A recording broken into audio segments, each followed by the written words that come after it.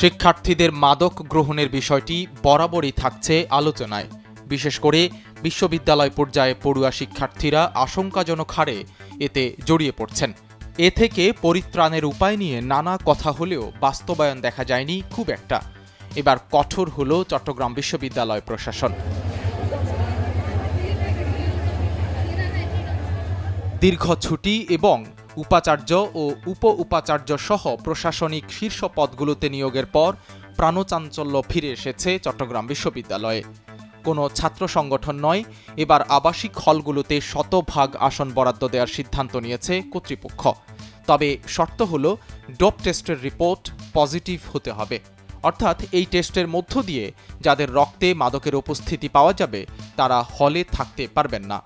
মাদকমুক্ত campus গড়তে প্রশাসনের এই সিদ্ধান্তকে স্বাগত জানিয়েছেন শিক্ষার্থীরা।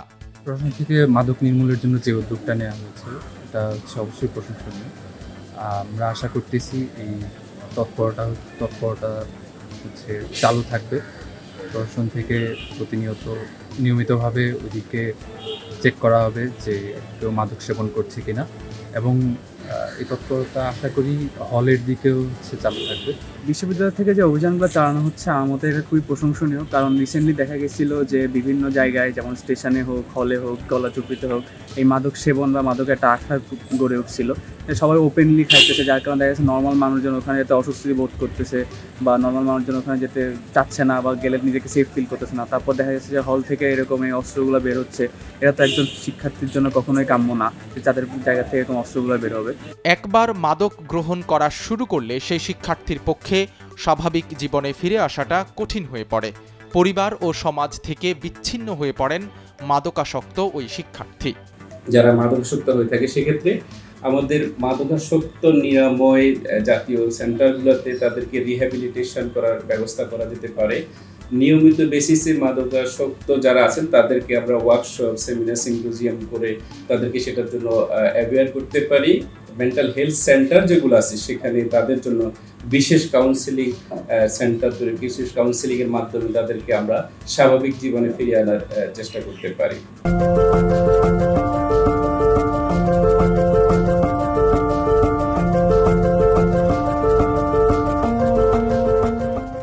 ক্যাম্পাসকে শিক্ষার্থীদের জন্য নিরাপদ করে তুলতে যা যা করা দরকার তার সবই করবে প্রশাসন, এমনটাই জানালেন চট্টগ্রাম বিশ্ববিদ্যালয়ের প্রক্টর অধ্যাপক ডক্টর তানভীর মোহাম্মদ হায়দার আরিফ।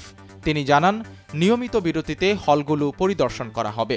মাদক মুক্ত ক্যাম্পাস, এখানে তো শিক্ষা হবে, গবেষণা হবে, কালচারাল প্রোগ্রাম হবে, এক্সট্রা কারিকুলার হবে। আর সেখানে যদি মাদক কারবারিদের স্বর্গরাজ্য হয় তাহলে পরিবেশ কি করে আমরা তৈরি করব? আমাদের প্রক্টোরিয়াল টিম রাত দিন 24 ঘন্টা এই বিষয়ে জিরো টলারেন্স নিয়ে এগিয়ে চলছে। আপনারা ইতিমধ্যে দেখেছেন আমরা অনেক শিক্ষার্থীদেরকে সতর্ক করেছি, আমরা এনে কাউন্সেলিং করেছি যে পদ্ধতিতে হয়। এরপর এমনকি আমরা একজন মাদক কারবারিকে, যার বিরুদ্ধে আগে অভিযোগ ছিল, সে জেলও খেটেছে, তাকেও আমরা গ্রেপ্তার করতে সক্ষম হই। যদিও পরবর্তী পর্যায়ে আমরা শুনতে পাই যে এলাকার প্রভাবশালী নেতারা তাকে ছাড়িয়ে নিয়েছে, যেটা খুবই নিন্দনীয় এবং আমাদের কাজে ব্যাঘাত সৃষ্টি করছে। আমরা কিছুটা প্রতিবন্ধকতার সম্মুখীন হচ্ছি, বিশেষ করে এই রাজনৈতিক প্রভাবের কারণে। সাম্প্রতিক সময়ে বিশ্ববিদ্যালয় ক্যাম্পাস মাদকের আখড়ায় পরিণত হওয়ার খবর সামনে এসেছে। তাই এ ব্যাপারে জিরো টলারেন্স নীতি গ্রহণ করার সিদ্ধান্ত নিয়েছে চবি প্রশাসন। শুধু মাদকসেবী নয়, যারা ক্যাম্পাসে মাদক সাপ্লাই দিচ্ছে তাদেরকেও পাকড়াও করার চেষ্টা করবে প্রশাসন। আমরা প্রথমত পদক্ষেপ হিসাবে ছাত্রদের ডোপ টেস্ট করার ব্যাপারে পরিকল্পনা গ্রহণ করেছি। যারা ক্যাম্পাসে থাকবে, ডোপ টেস্টে যদি প্রমাণিত হয়, প্রথমত তারা বিশ্ববিদ্যালয়ের হল থেকে তাদেরকে হলের যে অধিকার, সে অধিকার কিন্তু তারা আর পাবে না, কারণ কোনো মাদক সেবী কোনো হলে থাকতে পারবে না। এর পরবর্তীতে আমাদের ডিসিপ্লিনারি কমিটি আছে, আর অন্যান্য কমিটি আছে, সেই কমিটিগুলোতে তাদের নামগুলো যাবে, ওনারা পর্যালোচনা করে যে গাইডেন্স দিবে বিশ্ববিদ্যালয়ের আইন অনুযায়ী সে ব্যাপারে পদক্ষেপ নেওয়া হবে। এখানে সবচেয়ে বড় কথা হচ্ছে আমরা মাদক সেবীর থেকে মাদক ব্যবসায়ীদের এবং সিন্ডিকেটের প্রতি বেশি গুরুত্ব দিচ্ছি। যারা মাদক সাপ্লাই দিচ্ছে, আপনারা দেখবেন যে কিছুদিন আগেও কিন্তু গত 2-3 দিন আগে একজন মাদক ব্যবসায়ীকে ধরা হয়েছে। আনফর্চুনেটলি আমরা শুনতে পেরেছি যে সে জেল থেকে বেরিয়ে গেছে। আমরা ভবিষ্যতে এই ধরনের যাদেরকে ধরবো, আমরা এই ব্যাপারে শক্ত অবস্থানে থাকব। আমরা মাদক ব্যবসাকে নির্মূল করবার জন্য চট্টগ্রাম বিশ্ববিদ্যালয় পদক্ষেপ নেবে। আমাদের একটা ভিজিলেন্স টিম গঠন করা হয়েছে, আমাদের প্রক্টোরিয়াল বডি অ্যাক্টিভ আছে। এই ব্যাপারে আমরা শিক্ষার্থীদেরও সহযোগিতা চাই, সাংবাদিকদের সহযোগিতা চাই, সাথে সাথে আমরা গার্ডিয়ানদের সহযোগিতা চাই এবং আমরা শিক্ষার্থীদের মেন্টাল হেলথ নিয়ে কাজ করব, কারণ এটা খুবই গুরুত্বপূর্ণ একটা শিক্ষার্থীর জন্য। কারণ মেন্টাল হেলথ থেকে যদি আমরা এই যে মাদকের যে ক্ষতিকর প্রভাবটা যদি তাদেরকে মানসিকভাবে যদি বুঝাতে না পারি, সাইকোলজিক্যাল দৃষ্টিকোণটাকে যদি না দেখি, তাহলে কিন্তু আমরা পরিপূর্ণ মাদক নির্মূল করতে পারব না। শিক্ষার্থীরা চান মাদকের বিরুদ্ধে বিশ্ববিদ্যালয় প্রশাসনের এই উদ্যোগ অব্যাহত থাকুক, ক্যাম্পাসে ফিরে আসুক সত্যিকারের পড়াশোনা ও গবেষণার পরিবেশ।